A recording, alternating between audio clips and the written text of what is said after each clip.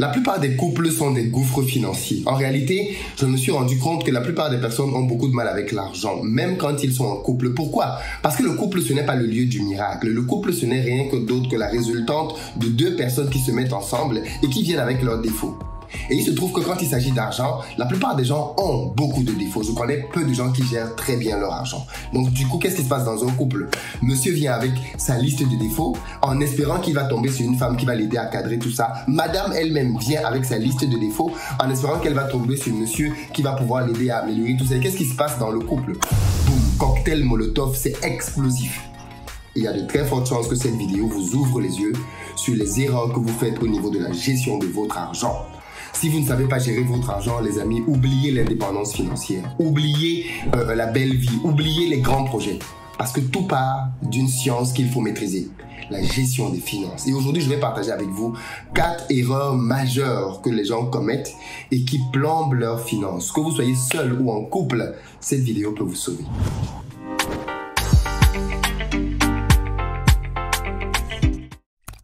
Salut à toi, bienvenue sur ma chaîne, moi c'est Philippe Simo. Et si je te parle d'argent, de business, parce que c'est grâce à ça qu'on va améliorer notre communauté. Donc si toi aussi tu veux améliorer tes finances, tu es au très bon endroit.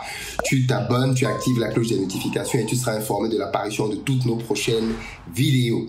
Si tu as envie d'aller plus loin et gagner davantage de sous, je t'invite à aller sur mon site investiropayis.com, onglet formation. Tu as une batterie de formations que j'ai créées qui peuvent t'aider très rapidement à augmenter tes revenus. Et puis si tu veux te former en présentiel avec moi, notamment pour lancer toi aussi des business en Afrique parce que tu as compris que c'est là que les choses se passent, eh bien, j'ai une bonne nouvelle pour toi. J'organise une série de journées de formation en France, mais aussi en Amérique du Nord, pendant lesquelles tu pourras venir te former avec moi et apprendre de mon expérience, mais aussi de celle de mes panélistes et invités. Donc, pour ceux qui sont dans l'Amérique du Nord, on a 4 dates. Au Canada, 2 dates. Montréal le 20 août, Toronto le 21 août. Et ensuite, on va aux États-Unis pour 2 autres dates. New York le 27 août, plutôt Manhattan d'ailleurs. Et ensuite, le Maryland le 28 août. Et puis Paris, bien évidemment, on est ensemble le 8 octobre. Alors, j'aimerais discuter avec vous aujourd'hui de l'argent. Bon goût, de l'argent parce que c'est le nerf de la guerre, n'est-ce pas? On vit dans un monde dans lequel finalement le pouvoir financier va déterminer beaucoup de choses dans votre vie. Que ce soit à l'échelle individuelle ou à l'échelle de groupe ou même de communauté ou encore même de pays, votre pouvoir financier va déterminer beaucoup de choses. Et je vois encore beaucoup de gens s'amuser avec l'argent. Je vois beaucoup de gens avoir des raisonnements tellement légers avec l'argent. Je vois des gens se comporter avec l'argent de manière tellement légère que ça me fait mal au cœur. Parce que voilà des gens qui sont en train de bâtir un héritage de pauvreté, non seulement pour eux, mais pour leurs futures générations. Et j'espère que ce type de vidéo va vous permettre de vous réveiller de votre léthargie et de vous prendre en main. Voyons donc ensemble maintenant les erreurs que vous ne devez absolument plus commettre parce que ce sont ces erreurs-là qui sont en train de plomber votre avenir financier.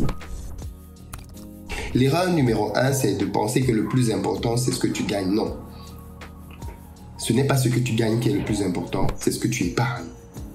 Vous savez, quand j'étais étudiant et que j'ai commencé à travailler avec un salaire de 2000 euros, de 2000 euros. Et vous vous souvenez de tout ce que je vous parle souvent de cette phrase que mon père m'avait dite, dans laquelle il m'avait conseillé de garder mon rythme de vie étudiant pendant au moins 1 an.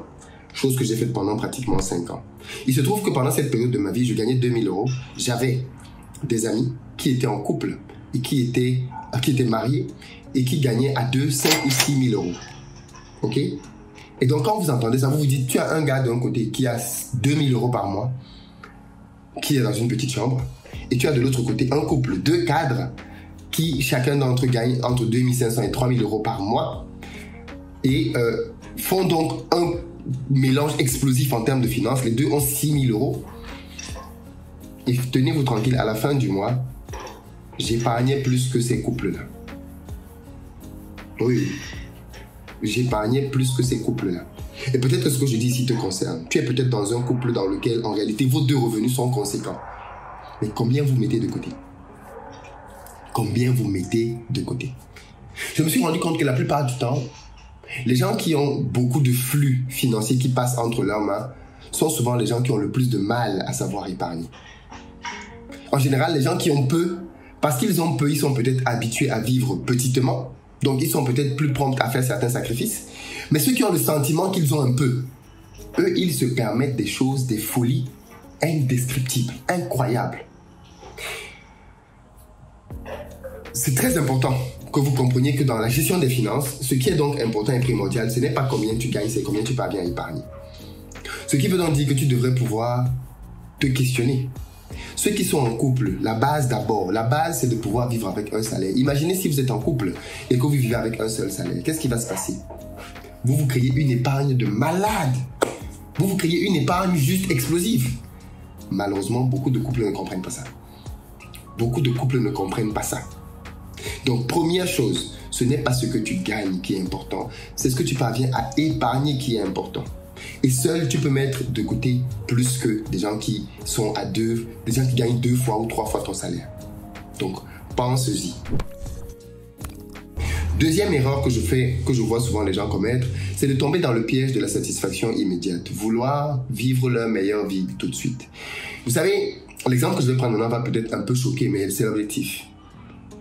Si vous tombiez sur, disons, je sais pas moi, là je parle aux hommes, hein, si supposons qu'un homme tombe sur, allez, la femme de tes rêves, ok, tu estimes que voilà, elle c'est la femme de tes rêves, elle correspond à tous les points, tous les critères, elle est mignonne, formée comme une guitare, tout ce que tu veux. Voilà, elle est d'accord pour je sais pas moi, pour t'épouser, mais et puis le jour où tu as envie d'avoir votre premier rapport, elle te dit en fait, excuse-moi, mais je dois te dire quelque chose. J'ai le sida. What? Oui, j'ai le sida. Je suis malade, je suis atteinte du VIH. Qu'est-ce que tu fais? Est-ce que tu vas coucher avec elle? Il y a des chances que non, n'est-ce pas? Pourquoi? Et pourtant, c'est la femme de tes rêves, elle est mignonne, tout ce que tu veux. Mais parce que tu vas te dire que 5 minutes de plaisir ne valent pas la peine de bousiller mon avenir. Et pourtant, c'est le même raisonnement que les gens ont quand il s'agit des finances. Beaucoup de gens raisonnent malheureusement de cette manière-là, quand il s'agit des finances. Vous prenez des décisions qui vont vous donner une satisfaction de 5 minutes, mais qui vont plomber votre vie par la suite. Vous prenez de mauvais crédits qui vont vous permettre de pouvoir vous faire plaisir avec un objet, téléphone, canapé, voiture, mais qui en fait vont vous plomber pour 10, 15, 20 ans. Vous voyez ce que je veux dire? Et cette capacité-là à pouvoir dire non à une satisfaction immédiate en pensant au futur est une attitude qui va vous sauver. Tant que vous n'êtes pas capable de faire ça, financièrement, les choses ne vont pas aller pour vous. Malheureusement, beaucoup de gens sont en mode « je veux quelque chose, je me l'offre tout de suite ». Et tant que vous êtes dans la logique de « je veux quelque chose, je me l'offre tout de suite », malheureusement, vous n'allez pas vous en sortir financièrement. Les gens qui s'en sortent financièrement sont toujours des gens qui savent remettre à plus tard leur satisfaction. Ce sont des gens qui savent toujours se dire « pas maintenant, plus tard ». Ce n'est pas le moment, ce n'est pas le moment, ce n'est pas le moment. Il y a un temps pour tout sous le soleil. Et tant que vous ne savez pas vous dire que ce n'est pas le temps de la réjouissance, vous allez clairement commettre de grosses erreurs. Troisième erreur que je vois beaucoup de gens commettre, c'est utiliser leur épargne pour résoudre des problèmes dits urgents. Vous savez, dans la vie, il y a toujours des choses qui ne vont pas comme prévu, hein. Des gens qui vont débarquer avec des problèmes, des situations qui vont se présenter. Et la plupart du temps, qu'est-ce qui se passe quand ce genre de choses arrive? Mais quand ce genre de choses arrive, la plupart du temps, vous allez taper dans votre soi-disant épargne. Peut-être que ça vous arrive, n'est-ce pas? Vous avez mis de l'argent de côté et votre maman vous appelle, oui, ma fille, mon fils, j'ai tel problème. Tu vas prendre ton épargne et tu dépenses. Ou alors, tu as une promo qui tombe là. Tu vas prendre ton épargne et tu dépenses. Tant que vous considérez que votre épargne est un argent que vous pouvez aller toucher pour faire quelque chose, ce n'est pas de l'épargne et vous n'allez jamais vous enrichir. Vous savez, c'est tellement important que vous compreniez qu'il est... En fait, je me rends compte que beaucoup de gens ne s'enrichissent jamais, notamment dans notre communauté, parce que vous n'avez jamais eu le temps de bâtir votre fortune. Prenons par exemple nos parents dans les familles qui gagnaient beaucoup d'argent à une période et qui après se sont retrouvés broke. Qu'est-ce qui s'est passé? La plupart du temps, c'était des gens qui, quand ils gagnaient, ils redistribuaient pour résoudre les problèmes. Tel oncle, tel tante, tel frère, telle soeur, ils ont passé leur vie à résoudre les problèmes des gens. Conclusion, qu'est-ce que ça a entraîné? Eh bien, ça a entraîné que ces parents-là n'ont jamais eu le temps de réellement bâtir quelque chose pour eux. Malheureusement. Je vais approfondir ce point-là dans une autre vidéo. C'est tellement important que vous appreniez à dire non.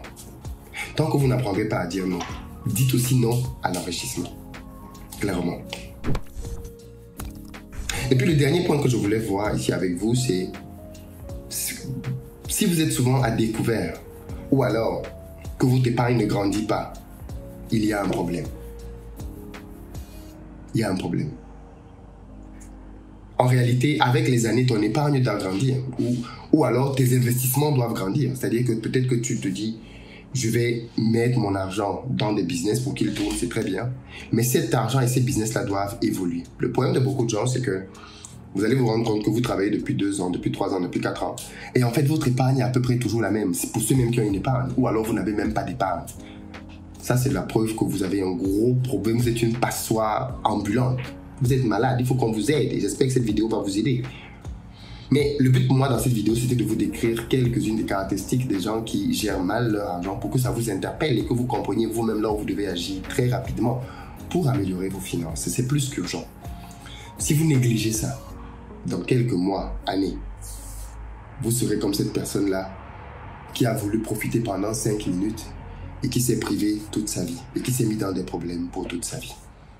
Faites attention à vos finances et vous allez améliorer votre vie.